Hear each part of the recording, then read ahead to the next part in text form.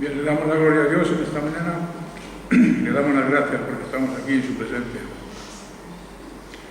Seguiremos hablando sobre la ley de Dios y la repercusión que ella tiene para nosotros los cristianos en el día de hoy.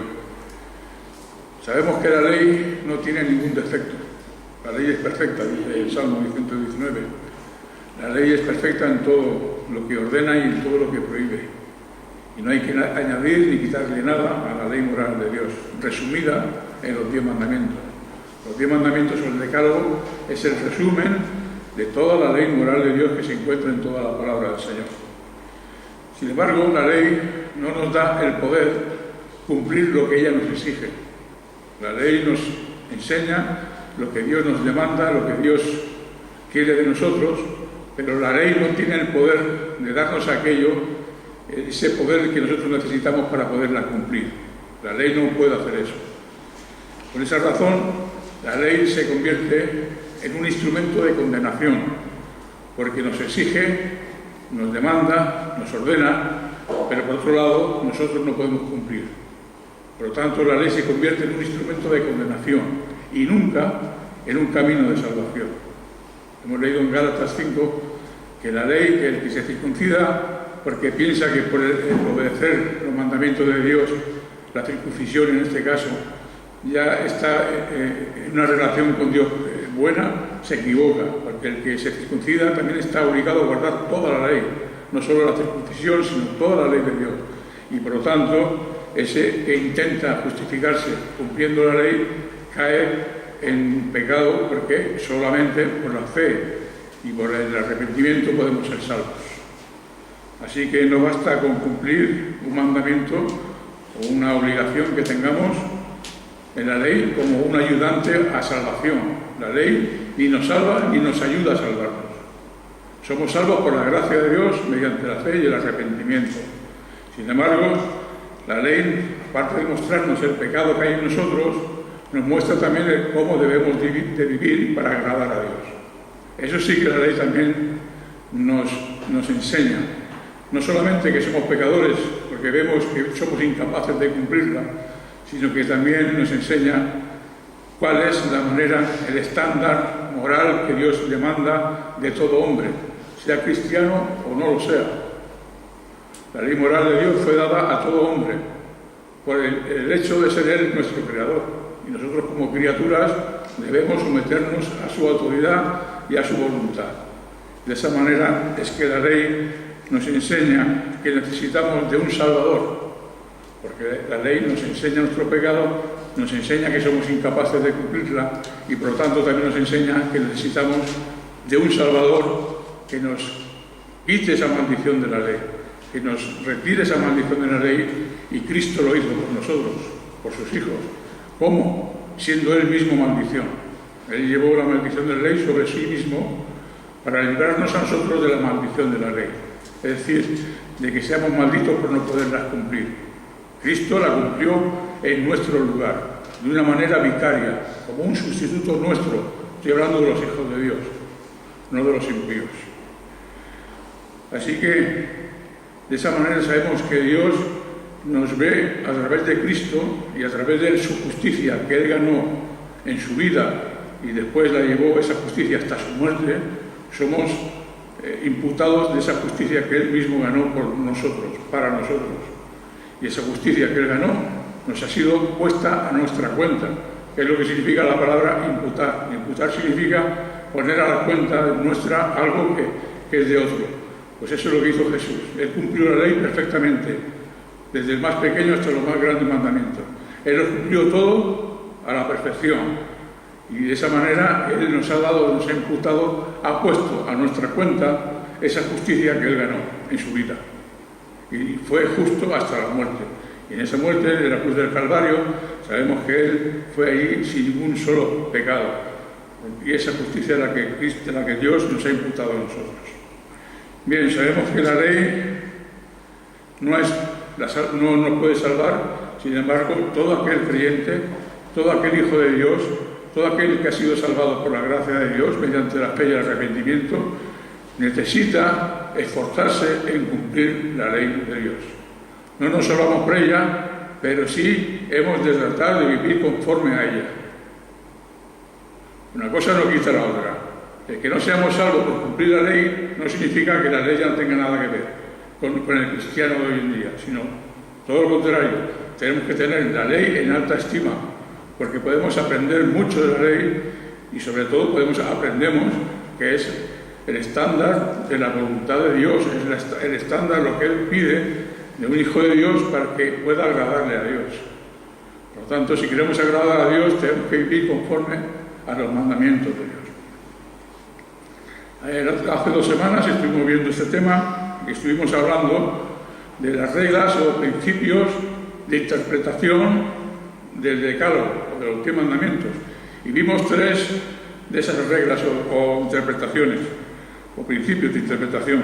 Y hablábamos que los mandamientos de Dios, decíamos que no solo se han de cumplir de forma externa, sino también interiormente. También implica la obediencia del corazón, implica la obediencia de nuestra mente, implica la obediencia de nuestra voluntad. Cada mandamiento de Dios, en cada prohibición o en cada deber que la ley nos ordena, la ley de los 10 mandamientos, nos está implicando no solo la forma externa, sino también nuestras intenciones, nuestra voluntad, nuestros motivos, las motivaciones, los pensamientos, nuestra imaginación, nuestras palabras, lo que los ojos ven, lo que nuestros oídos oyen, todo está involucrado y todo tiene que estar sometido a los 10 mandamientos de Dios.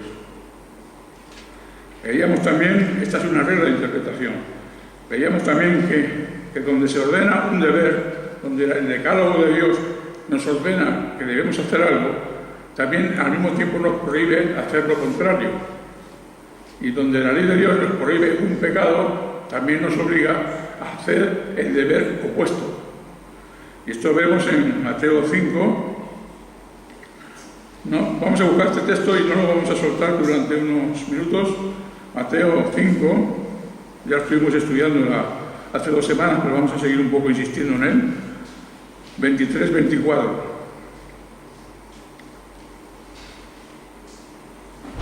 Jesús está hablando sobre el mandamiento no matarás, el 6º mandamiento.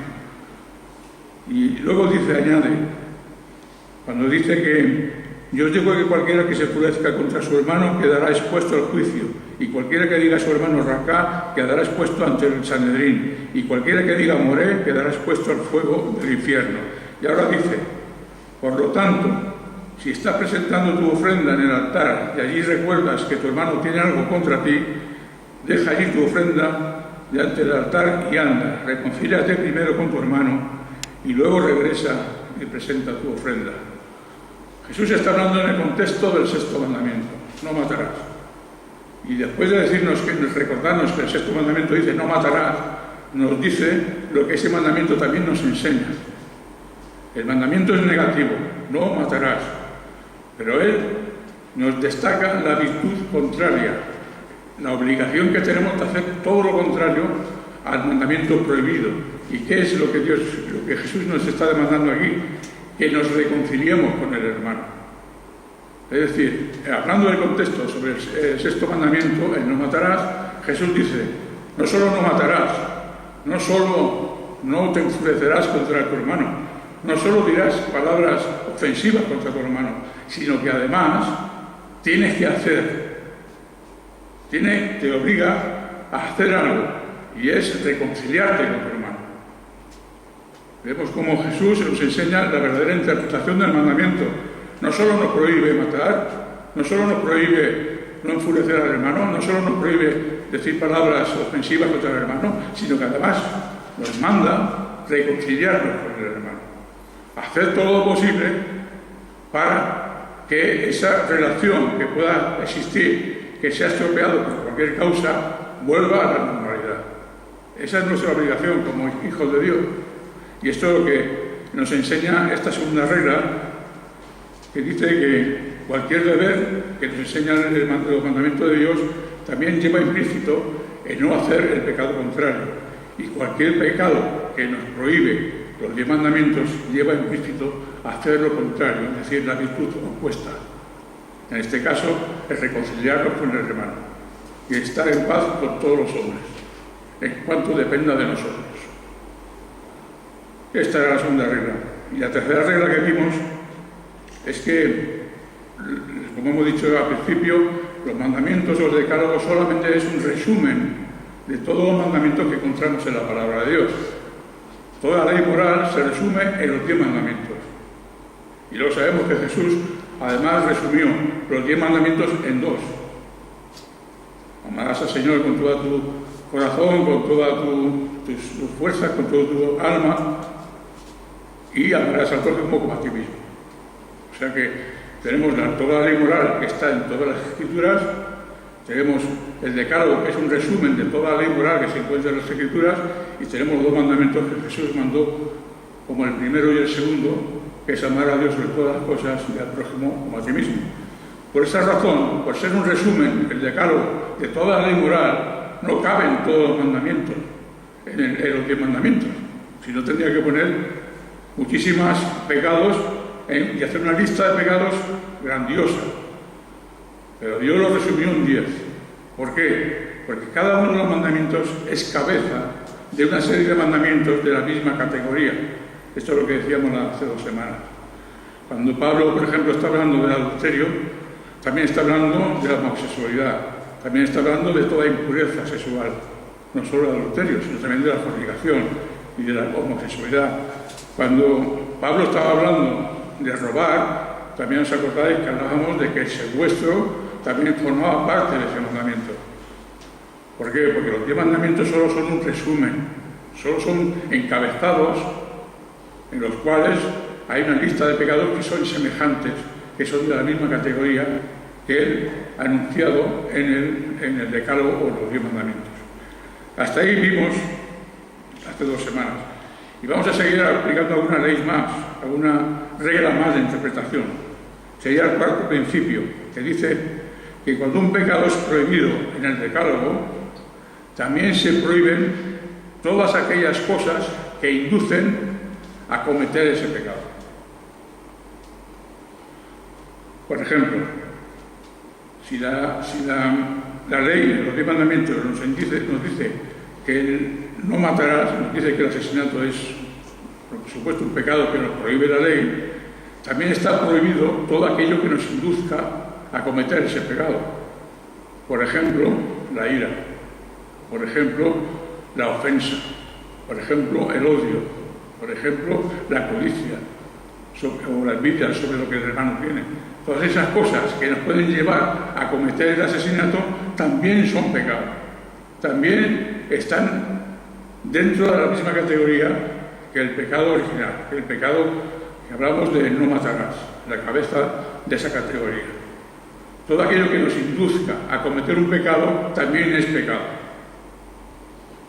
En el caso del adulterio, todo aquello que nos conduzca a cometer adulterio también es adulterio, también es pecado. Por ejemplo, las miradas injuriosas, por ejemplo, leer revistas que no convienen, por ejemplo, ciertas compañías, por ejemplo, ciertos lugares que no debemos visitar. Todas estas cosas que nos pueden incitar a cometer el pecado adulterio también son pecados. Claro, en los 10 mandamientos no ponen una lista de pecados. Dicen, no adulterarás, no irás a malas compañías, no irás a ciertos lugares. No, solo ponen, no adulterarás, y toda la categoría de pecados semejantes a él, o que nos incitan a llevar a ese pecado, también están incluidos. Esta es otra de las leyes, de las reglas, por las cuales debemos interpretar los mandamientos de Dios. Todas estas cosas son importantes, porque cuando veamos los mandamientos, uno por uno, veremos que todas estas reglas de interpretación son imprescindibles para poder interpretar cada uno de los 10 mandamientos. No solo para el adulterio o el asesinato, sino para todos los mandamientos. Para los 10 mandamientos de Dios debemos interpretarlos de esta manera, con estas reglas. Dice en Proverbios 5:8, hablando de las malas compañías, Proverbios 5:8,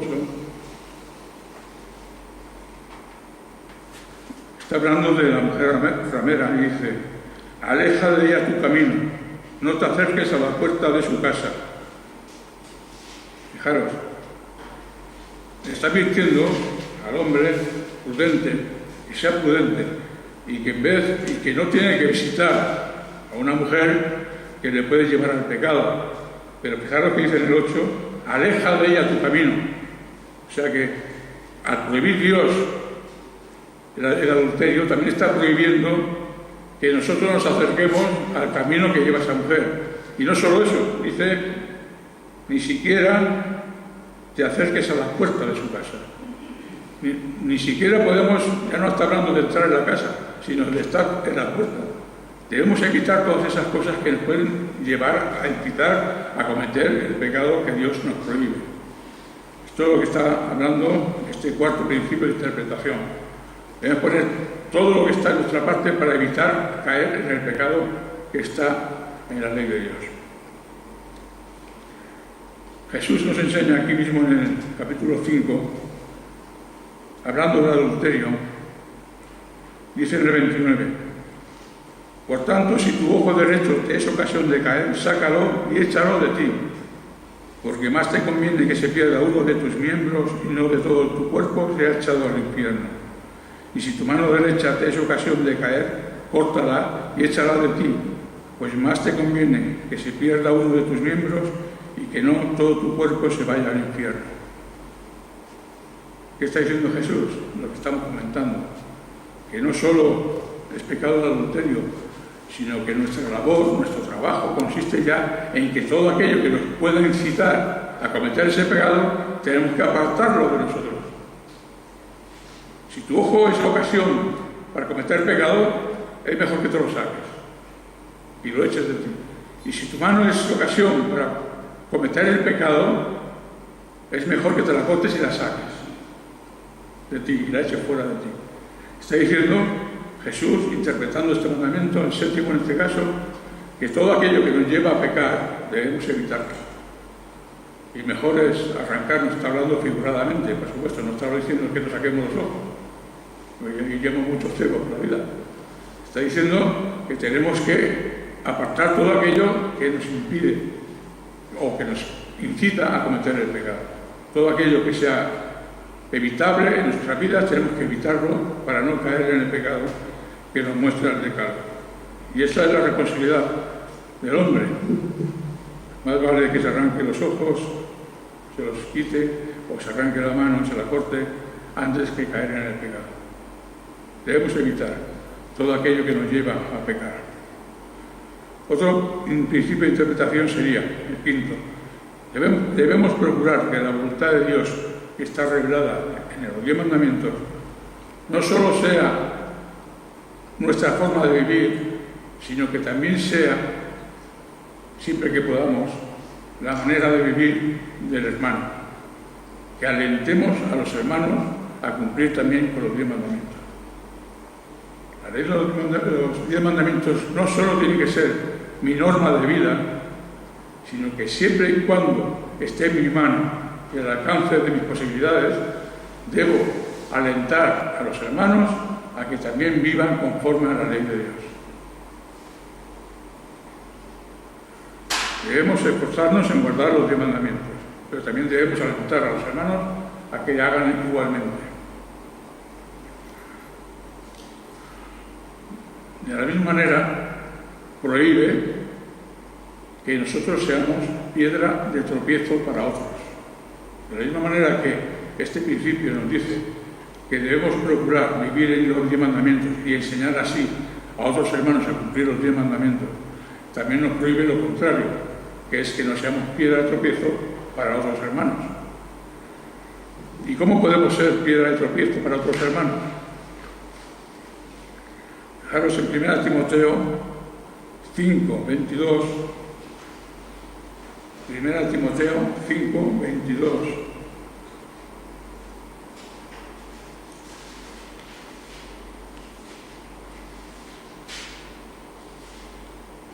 Pablo le dice a Timoteo: ni te hagas partícipe de pecados ajenos. Consérvate puro. Y ni te hagas partícipe de pecados ajenos. Hay un peligro, es que nosotros seamos piedra de tropiezo para otros. Y hay otro peligro, que es que seamos partícipes del pecado de otros. Es decir, que tengamos cierta responsabilidad porque otros pequen. ¿Y de qué manera podemos nosotros ser responsables del pecado de otros? ¿Qué es lo que debo hacer para no ser yo responsable del pecado de otros? ¿O qué es lo que debo evitar para no ser yo responsable de otros, ni participar de los pecados ajenos? Primero, cuando alguien incita a otro a pecar, está siendo partícipe del pecado del otro. Si alguien incita a otro a pecar, ese alguien que está incitando está pecando exactamente igual que la persona que peca, si nosotros le hemos incitado a pecar. Vamos a ver la historia de Jeroboam en Primero de Reyes 12. Primero de Reyes 12, 26. Primero de Reyes 12,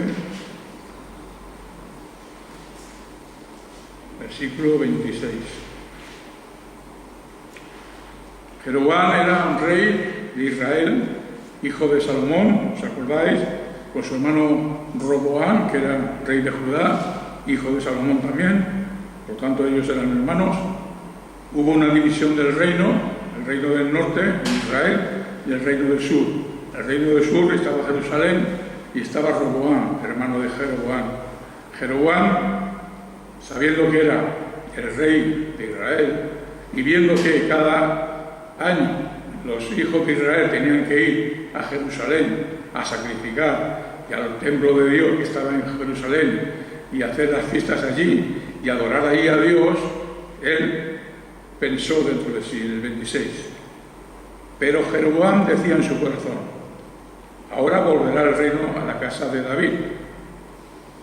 Si este pueblo sube a ofrecer sacrificios en la casa de Yahvé, en Jerusalén, es decir, en el reino del sur, en Judá, el corazón de este pueblo, es decir, de Israel, se volverá a su señor, a Roboam, rey de Judá, y me matarán, y se volverán a Roboam, rey de Judá. Y habiendo sido mal aconsejado, el rey hizo 2 becerros de oro, y les dijo: bastante habéis subido a Jerusalén, he aquí tus dioses, oh Israel, los cuales te hicieron subir de la tierra de Egipto. Y puso uno en Betel y el otro lo colocó en Dan. Y esto fue ocasión de pecado, porque el pueblo iba aún hasta Dan a postrarse.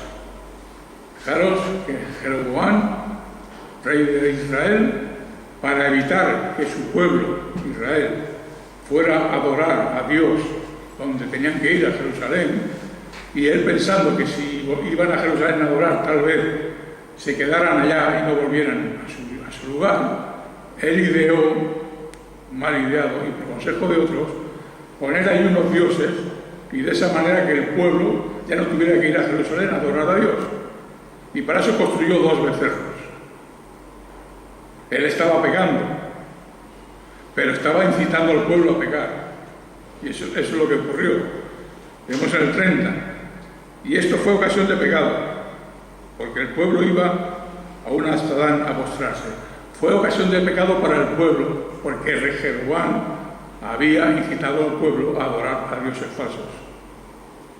Así que el culpable del pecado, ¿qué es? El pueblo. ¿Y quién también es culpable del pecado? Jeroboam. Jeroboam incitó al pueblo a pecar. Y otra historia también conocida es la historia de David. David sabemos que mandó a Urías el Eteo al primer frente de la batalla, ¿verdad que lo sabemos?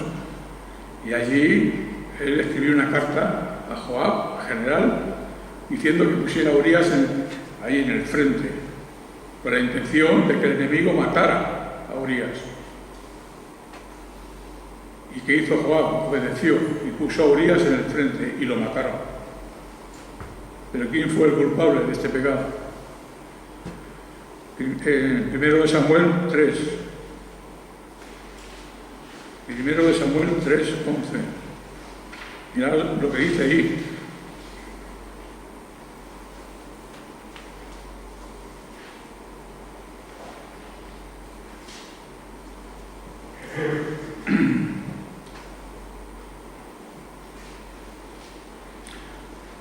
Es 2 de Samuel 12, perdona. 2 de Samuel 12.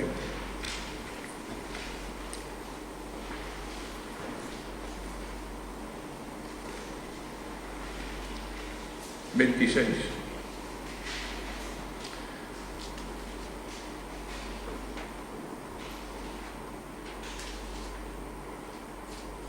Joab luchaba contra Rabá de los amonitas y conquistó la ciudad de Rabá.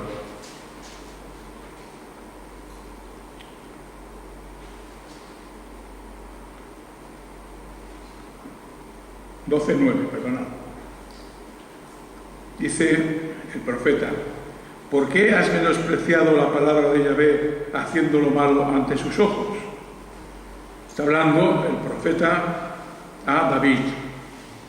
¿Por qué has menospreciado la palabra de Yahvé haciendo lo malo ante sus ojos? Has matado a espada a Urías Eteo. Has tomado a su mujer por mujer tuya y lo has asesinado con la espada de los amonitas. David había escrito la carta. Él no había matado a Urías, porque él estaba muy lejos de allá. ¿Quién no había matado a Urías? Un amonita, un enemigo. Pero fijaros lo que el profeta le está diciendo a David: tú has matado a espada a Urías. Está abusando de asesinato, aunque él no hizo nada, solo escribió la carta. Pero por el mero hecho de escribir la carta a Joab, era culpable de asesinato. Así que, de esa manera, sabemos que incitar a otro a pecar también se hace culpable del pecado que comete el otro. Fijaros que dice que lo ha matado con la espada de la amonita. El amonita era el enemigo del pueblo de Israel. Y fue una amonita el que mató a Urías. Sin embargo, el profeta lo acusa tal y como si fuera David el que tenía la espada y lo hubiera matado a él. Exactamente igual. Así que podemos incitar a pecar a otros cuando obligamos o ordenamos a hacer un pecado a otro y lo comete, y nosotros también nos hacemos exactamente culpables igual que él. Otra manera de pecar haciéndose copartícipe del pecado de otro es no impidiendo que alguien cometa pecado. Una cosa es incitar, otra cosa es no impedir, pero los dos son pecados. ¿Qué pasó con Samuel? 1 Samuel 3:11. ¿Qué pasó con la casa de Elí y sus 2 hijos? 1 Samuel 3:11. Y dijo Yahvé a Samuel: he aquí, yo haré una cosa en Israel que a todo el que lo oiga le retiñirán ambos oídos. En ese día ejecutaré contra Elí todas las cosas que he anunciado respecto a su casa, de principio a fin, porque le he hecho saber que voy a castigar definitivamente su casa por la iniquidad cometida, al saber que sus hijos maldecían a Elohim y no los refrenó. Elí era un hombre temeroso de Dios, tenía 2 hijos. Estos 2 hijos ayudaban en el sacerdocio, en los sacrificios. Sin embargo, dice la palabra aquí en el 13, que maldecían a Dios con sus obras. Y Elí, dice, no los refrenó. No supo refrenarlos, los dejaba hacer. Pues bien, Dios juzgó esa casa, y juzgó a Elí, el padre, y juzgó a los hijos. Y los cortó a todos. A todo varón de la casa de Elí fueron cortados del pueblo. O sea que veamos hasta qué punto se hizo culpable el padre por no refrenar el pecado de los hijos. Es tremendo, pero el que no impide el pecado de otros cuando está en sus manos el poder hacerlo, es tan culpable como aquellos que lo cometen.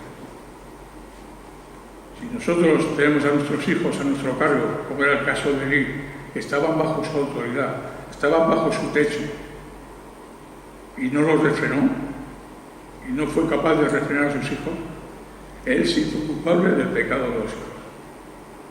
Y priori, por juicio de Dios. Él pensaba tal vez Elí que no reprendiendo a sus hijos les demostraba que amaba a sus hijos. Pero es todo lo contrario. El que no refrena a sus hijos de pecar, el que no pone impedimento para que sus hijos pequen, está participando del mismo pecado que ellos. Y eso no es amar a los hijos, eso es todo lo contrario. ¿Que por qué lo sé? Porque Dios hace todo lo contrario. Dios disciplina a los hijos. Elí no era capaz de disciplinarlos. Su debilidad era que era incapaz de refrenar, de reprender, de disciplinar a sus hijos que estaban en su propio techo, bajo su propio techo y bajo su autoridad. Y por eso se hizo culpable. Pero sabemos que Dios no obra así. Sabemos que Dios dice en Hebreos 12:6, porque el Señor al que ama disciplina y azota a todo el que recibe por hijo. Elí no era capaz de hacer eso, pero Dios sí. ¿Por qué? Porque Dios ama a sus hijos. Y Elí la forma de actuar estaba demostrando que no amaba a sus hijos como debía amarlos. Porque el Señor ama al que disciplina y azota a todo el que recibe por hijo. Permaneced bajo la disciplina, pues Dios os está tratando como a hijos. Porque ¿qué hijo es aquel a quien su padre no disciplina? Pero si quedáis sin disciplina, de la cual todos han llegado a ser partícipes, entonces sois bastardos y no hijos. O sea que Dios no deja que sus hijos hagan lo que quieran. No hace como Elí, que no refrenaba a los hijos, mientras maldecían a Dios. Todo lo contrario. Dios disciplina a todo el que tiene por hijo. ¿Por qué? Porque nos ama. El amor de Dios consiste en eso. Y el amor nuestro hacia nuestros hijos debe ser corregirlos, y debe ser instruirlos, y debe ser disciplinarlos cuando hacen lo malo delante de Dios.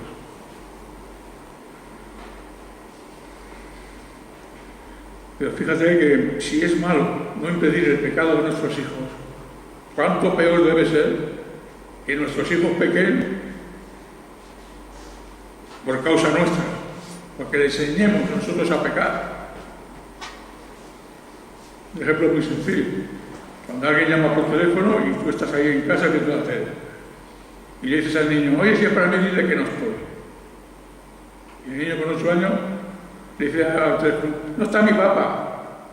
No está, no está, y lo está viendo. El padre está enseñando a su hijo a mentir. Y luego se queja de que esos niños mientan a su padre. Si es malo no impedir el pecado de los hijos, ¿cuánto peor no será que nosotros les enseñemos a pecar? Dios nos libre.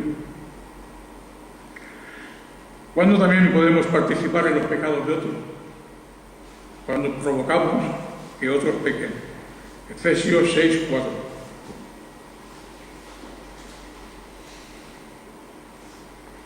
Hablando de la disciplina,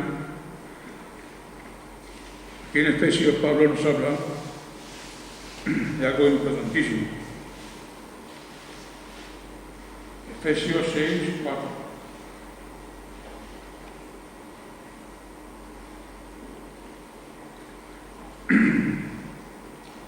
Y los padres, no provoquéis a ira a vuestros hijos. Ahora está hablando a los padres. No provoquéis a ira a vuestros hijos, sino criarlos con disciplina e instrucción en el Señor. A veces los padres, con nuestra actitud, con una acción que podamos hacer insensata, irresponsable, podemos provocar que nuestros hijos se airen contra nosotros.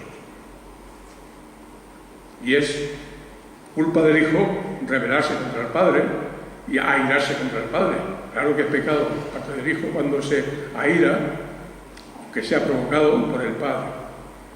Porque está hablando Pablo en 2 versículos antes te está hablando de honra a tu padre y a tu madre, que es el primer mandamiento con promesa. Está hablando de honrar al padre y a la madre. Pero a veces los padres, por una acción insensata o irresponsable, podemos llegar a hacer que los hijos se provoquen a ira contra nosotros. Y entonces es culpable el hijo y somos culpables nosotros porque los hemos provocado a ira. Sin embargo, cuando el padre o la madre no provocan a ira a sus hijos, sino que los están enseñando bíblicamente y justamente y sabiamente, los hijos a veces también se rebelan o se airan contra los padres. Entonces el padre ya no es cómplice del pecado del hijo. Entonces es el hijo el que es culpable por airarse injustamente contra los padres. Entonces algunos creyentes llegan a la conclusión: bueno, si yo aplico disciplina a mis hijos y resulta que se airan, mejor es no disciplinarlos, para que no provocarlos yo a ira con la disciplina. Pero eso no es lo que enseña este versículo. Podemos caer en el error de provocar a nuestros hijos de alguna manera insensata y que ellos se airen, no voy a decir con razón, pero sí justificadamente en alguna ocasión. Y somos culpables nosotros y de ellos. Pero si nosotros los tratamos bíblicamente y sabiamente y ellos se airan, el pecado es solo de ellos. ¿Y cómo evitamos eso? Enseñándoles, disciplinándoles en toda su vida mientras están a cargo nuestro. Enseñándoles y disciplinándoles y corrigiéndoles. Y de esa manera, instruyéndolos en el Señor, ellos van recibiendo disciplina del Señor e instrucción del Señor. Y llegará el momento en que ellos entiendan que si se airan contra los padres sin que haya provocación alguna, son culpables de todo su pecado. Pero estos versículos no solo se refieren a los padres y a los hijos, también podemos verlo en unas palabras de Jesús que dijo en Mateo 18, 6. Pero cualquiera que haga tropezar, Mateo 18, 6, cualquiera que haga tropezar a uno de estos pequeños que creen en mí, mejor le sería que le colgaran al cuello una piedra de molino de asno y lo hundieran en lo profundo del mar. Alabado sea Dios. Cualquiera que haga tropezar a uno de estos pequeños que creen en mí, mejor le sería que le colgaran al cuello una piedra de molino de asno y lo hundieran en lo profundo del mar. Cualquiera que haga tropezar conscientemente a otro para que caiga y peque, mejor le sería lo que dice Jesús: no haber nacido, como le dijo a Judas, o que le echaran una piedra de molino al cuello y lo hundieran en lo profundo del mar. Aquellos que conscientemente hacen pecar a otro, que creen en mí, es decir, de sus hijos, tal es el celo que tiene Dios por nosotros, que cualquiera que nos provoque a pecar, mejor le sería que lo echaran al profundo del mar con una gran piedra para que no salgan más. Y me diréis, bueno, eso es difícil. No es tan difícil que ocurra, eso ocurre muy a menudo. Y ahora voy a tomar unos minutos para hablar de algo que es muy, dijéramos, problemático. En las iglesias de hoy en día, sobre todo las iglesias grandes, hay mujeres, también habrá hombres, que por su forma de vestir, por su forma de ir al culto, pueden estar provocando, algunas veces sin quererlo, una vez porque no piensan, pero otras conscientemente, lo hacen conscientemente. Y están provocando que tal vez hombres de la misma iglesia caigan en adulterio por sus miradas o por sus pensamientos. Hermanas, esto es muy grave. Pablo ya habló sobre este tema, cuando dice que las mujeres deben vestirse con ropa decorosa, con decencia y sabiamente. ¿Por qué lo dice? Porque Pablo era ¿Quería restringir la libertad de las mujeres? ¿O era machista, como se oye decir a uno? No, ni mucho menos. Pablo sabía exactamente, perfectamente, que cualquiera que provoca a otro a pecar conscientemente, mejor le sería que le pusieran una piedra de molino en el cuello y lo echaran al profundo del mar. Es verdad que los hombres tenemos un defecto, y es que nuestros ojos nos pierden. Y nosotros no estamos obligados a mirar aquello que no queremos ver. No estamos obligados, nadie nos obliga. Siempre pecamos porque queremos. Si miramos y miramos con malos deseos, estamos pecando porque queremos, porque podemos apartar la mirada. Tenemos el poder de Dios para hacerlo. Así que somos culpables cuando caemos en estos pecados. Pero la mujer que hace eso conscientemente es tan pecadora como el hombre que lo hace. Y Pablo, sabiendo esto, está dando ese consejo para que las hermanas se vistan de forma sabia y decente. No con ropa corta, no con ropa ajustada. ¿Por qué? Porque está incitando a hombres a pecar. Y esa incitación al pecado conlleva que nosotros pequemos porque miramos y las mujeres pequen porque provocan, conscientemente. Hay mujeres que no lo han entendido aún y piensan que no pasa nada, pero sí pasa. Los hombres estamos contaminados por el pecado y por lo tanto tenemos nuestras debilidades, como las mujeres tienen igual, y debemos procurar no incitar al pecado unos a otros, porque de esa manera evitaremos muchos tropiezos y no haremos tropezar a los demás por causa nuestra. Bien, otra forma de participar en los pecados ajenos es por nuestro mal ejemplo. A veces nosotros, con nuestro ejemplo, estamos incitando que otros hagan lo mismo. Y si nosotros estamos haciendo algo mal, incitamos a otros a hacer lo mismo. Con nuestro mal ejemplo, estamos participando del pecado ajeno. Gálatas 2:11.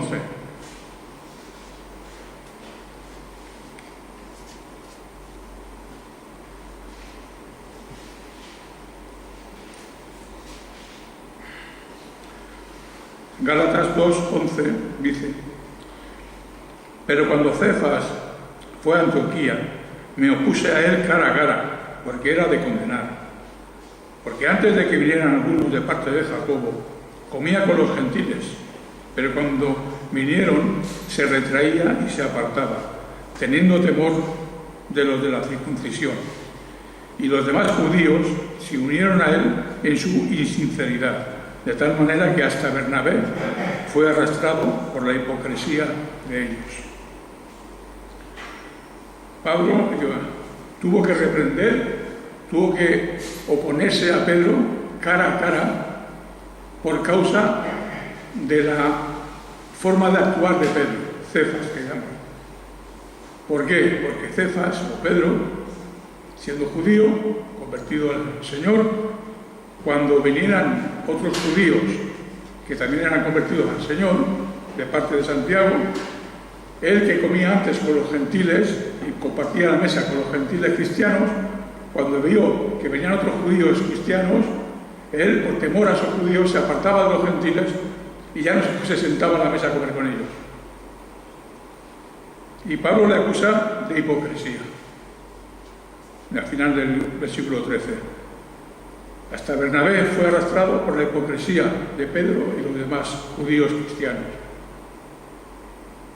¿Y cuál es la hipocresía? Pues esta, que Pedro sabía muy bien y predicaba que todos somos unos en el Señor, tanto gentiles como judíos, pero por sus hechos lo negaba, porque a la hora de la verdad, cuando tenían que comer todos juntos, se apartaba de los gentiles y comía solo con los judíos. Y Pablo le tuvo que reprender y decirle: ¿qué estás haciendo, Pedro? ¿No ves que la hipocresía que hay en ti? Que por un lado tú predicas que somos uno en el Señor y por otro lado te apartas de ellos por temor a los judíos. Ese es mal ejemplo. Y ese mal ejemplo de Pedro llevó a que otros judíos hicieran lo mismo. Y aún Bernabé también hacía exactamente lo mismo. Fue arrastrado por el mal ejemplo de Pedro. Así que si por dar mal ejemplo llevan a otros a pecar, a cometer pecado, nos convertimos en cómplices de su pecado. Si el padre blasfema en su casa y toma el nombre de Dios en vano y lo blasfema y maldice, y el hijo que lo oye, luego empieza también a blasfemar, el pecado será imputado al hijo, pero el padre, por su mal ejemplo, también ha participado, tiene la culpa del pecado del hijo. Filipenses 3:17. En el libro siguiente, 3:17, fijaros lo que Pablo me enseña aquí. Hermanos, sed imitadores de mí y observad a los que así se conducen según el ejemplo que tenéis en nosotros. Hermanos, sed imitadores de mí. Cualquiera diría que Pablo es un enaltecido, se cree que es, vamos. Pero Pablo se atrevía a decir, sed imitadores de mí. ¿Por qué? Porque luego en otro lugar, en 1 Corintios 11:1 dice, sed imitadores de mí como yo lo soy del Mesías. Pero fijaros que al principio cuando Pablo dice ser imitadores de mí, cualquiera se escandaliza un poco y dice, no, Pablo, ¿qué te crees? Pero él lo decía con razón, porque él imitaba a Jesús. Y estaba diciendo, lo dice en 1 Corintios 11:1, sed imitadores de mí así como yo lo soy del Mesías. Y luego te añade y dice, y observar a los que se conducen según el ejemplo que tenéis en nosotros. La pregunta es, ¿sería yo uno de aquellos a los que Pablo pone como ejemplo para que los demás imitaran nuestra forma de vivir? Pablo puso a unos y les dijo, observar a estos que así se conducen, imitando a Jesús, y tendréis un ejemplo a seguir. Y la pregunta, vuelvo a repetir, es, ¿sería yo uno de aquellos a los que Pablo recomienda para que sean imitados por los demás? ¿O sería uno de los que Pablo tuviera que decir, a ese ni lo miren? ¿Cómo me conduzco en la casa del Señor? ¿Cómo me conduzco con las reglas, con la norma, con la ley de Dios? ¿Vivo conforme a la ley de Dios? ¿Por mi causa otros pueden imitar y querer cumplir los mandamientos de Dios? ¿O soy tropiezo y se toman los mandamientos de Dios a la ligera por mi mal ejemplo? Bien, hasta aquí vemos un poco lo difícil, bueno, lo imposible que es cumplir la ley de Dios al 100%, es imposible, porque todos nuestros sentimientos, todas nuestras facultades, todo lo que somos como seres humanos, están implicados en la obediencia a Dios. Están implicados en el no cometer aquello que Dios prohíbe. Pero esto nos tiene que llevar a una situación que es más bien buena para nosotros. A los inconversos, esta incapacidad de cumplir la ley de Dios tiene que llevarlos a ver que necesitan de un Salvador. Viendo que no pueden cumplir con lo que Dios les manda, tienen que ir. Y esto les obliga a ir a pedir perdón a Jesús por sus pecados, porque no hay otra forma de salvación. No se pueden salvar cumpliendo la ley. Por lo tanto, les tienen que obligar a ir a Cristo. Pero nosotros que ya tenemos a Cristo, esta función de la ley nos tiene que llevar, primero, a valorar mucho más lo que Cristo ha hecho por nosotros. Porque Él ha cumplido la ley en nuestro lugar y nos la ha dado a nosotros, nos ha imputado su justicia para que nosotros, a los ojos de Dios, seamos justos y perfectos por medio de Cristo. Cuando sabemos que somos pecadores, miles de pecadores que no podemos cumplir con lo que Dios nos manda. Así, eso nos enseña a valorar lo que Cristo ha hecho por nosotros. Por consecuente, también nos lleva a estar mucho más agradecidos a Cristo. Porque si no fuera por Él, estaríamos todos caminos al infierno. Si no hubiera sido que Cristo cumpliera la ley en nuestro lugar, estaríamos camino al infierno todos. todos los hombres de todo lugar, de todos los tiempos. Pero Cristo llevó la maldición de la ley en nuestro lugar. Por tanto, esta verdad nos lleva a ser más agradecidos a Cristo. Y por último, nos lleva a confiar solamente en Él para la salvación, solamente en Cristo y solamente en Él para vivir una vida de santidad. Sabemos que somos incapaces, sabemos que somos débiles, sabemos que somos imperfectos, pero Dios nos ha prometido tres cosas. Primero, que Él hace en nosotros lo que Él manda que hagamos. Él no solo dice, haz esto, haz esto, haz esto, no hagas esto, no hagas aquello, sino que además Dios mismo se ha comprometido en hacer en nosotros lo que Él nos pide que hagamos, lo que Él nos ordena que hagamos. Ezequiel 36, 27. Son promesas gloriosas de Dios para su pueblo. Ezequiel 36, 27.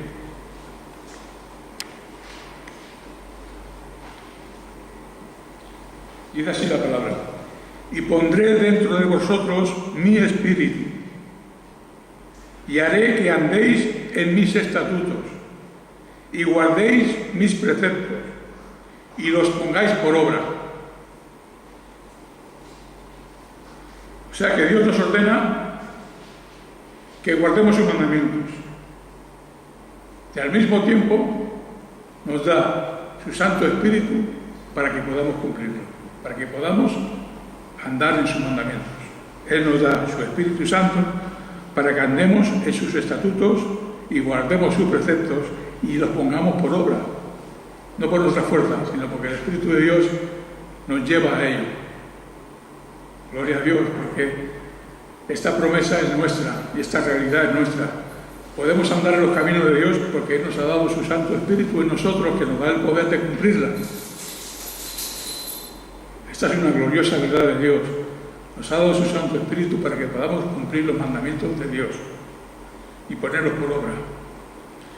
Dios nos ordena que lo amemos sobre todas las cosas, que amemos a Dios sobre todo, más que a nosotros mismos, más que a nuestra familia, más que a nuestros hijos, más que a nuestros esposos, más que a nuestras esposas. Que amemos a Dios sobre todas las cosas. Pero si tú y yo nos miramos y decimos, Señor, qué corto me quedo. Qué corto me quedo de yo amar a Dios sobre todas las cosas. Pero Dios nos ha dado una promesa, que es una realidad. Deuteronomio 30, versículo 6. Deuteronomio 30, 6.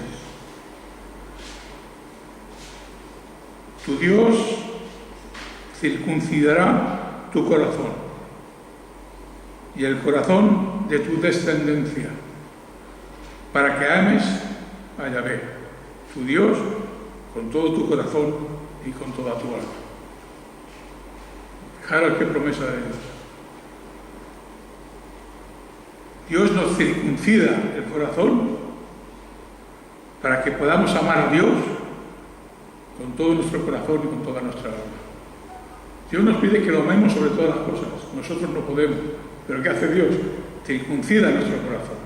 Quita cualquier freno en nuestro corazón para que podamos amar a Dios con toda nuestra alma, con todo nuestro espíritu, todo nuestro corazón. O sea que Dios nos manda que le amemos y Dios hace que le amemos, circuncidando nuestro corazón. Y por último, Dios nos ordena que nos apartemos del pecado, pero nosotros no podemos apartarnos del pecado de la manera que Dios quiere que nos apartemos, es decir, totalmente. No podemos apartarnos totalmente del pecado porque mientras estemos en este mundo y en este cuerpo somos pecadores. Pero ¿qué dice Dios en Romanos 8:13?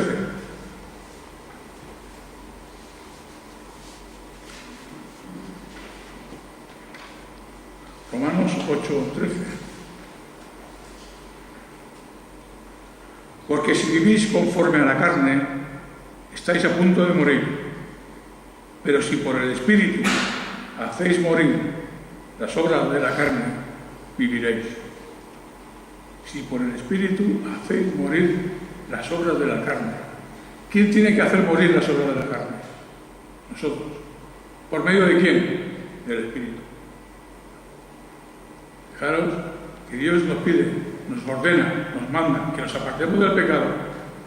Y Dios nos dice que nosotros debemos apartarnos del pecado, hacer morir las obras de la carne por medio del Espíritu.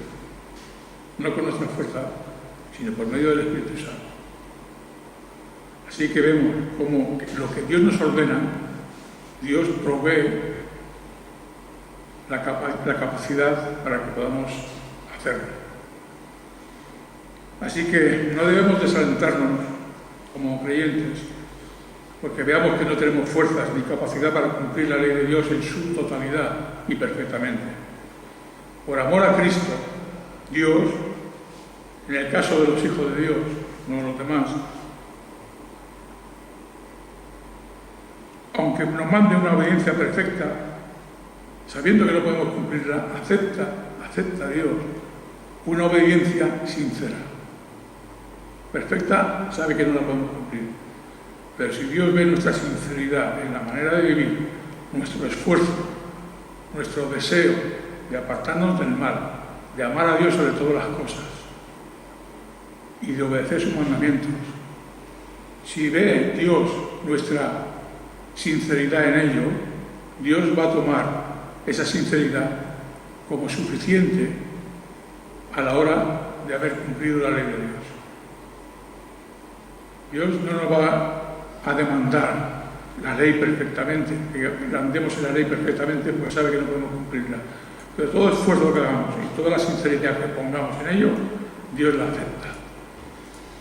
Así que en Cristo, nosotros, por la sangre que Él derramó en la cruz del Calvario, Dios Padre nos ve a nosotros como hijos perfectos que cumplimos la ley de Dios perfectamente, por amor a Cristo, por amor a lo que Él hizo por nosotros. Así que el Evangelio de la gracia suaviza, de alguna manera, la ley moral para nosotros los creyentes, para los cristianos.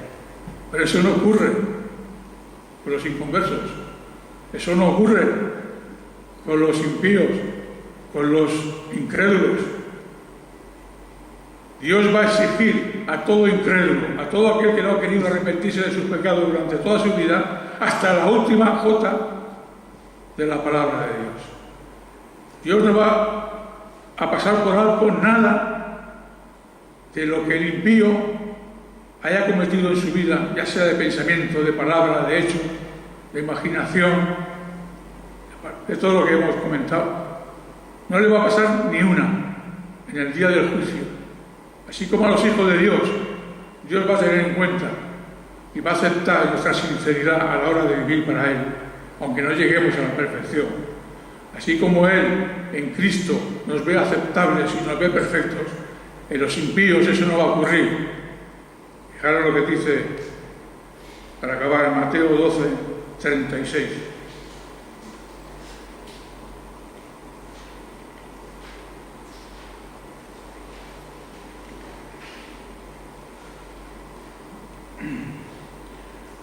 A los impíos, incrédulos, transgresores de la ley, Dios los juzgará sin misericordia hasta la más pequeña de la transgresión de la ley. Y dice Mateo 12:36, mas yo os digo que de toda palabra ociosa que hablen los hombres, de ella darán cuenta en el día del juicio de Dios. Hasta la más pequeña palabra que el inconverso diga está grabada en la memoria de Dios, de tal manera que en el día del juicio Dios la sacará a la luz y serán juzgados por cada palabra que dijeron mientras vivieron, por palabras ociosas. ¿Y sabes lo que es una palabra ociosa? Cualquier palabra que hablamos que no exalte a Dios. Cualquier chiste, cualquier tontería que digamos que no exalte a Dios son palabras ociosas. Y a los inconversos, hasta la última de las palabras ociosas que digan, serán llevadas a juicio y serán juzgadas por ellas. Así que, ¿cuánto le debemos a nuestro Salvador? ¿Cuánto le debemos para que Dios no nos enjuicie por estas cosas, sino que nos vea santos, limpios, perfectos, por medio de su Hijo Jesucristo. Aprendamos a valorar, yo el primero, cuánto le debemos a nuestro Dios.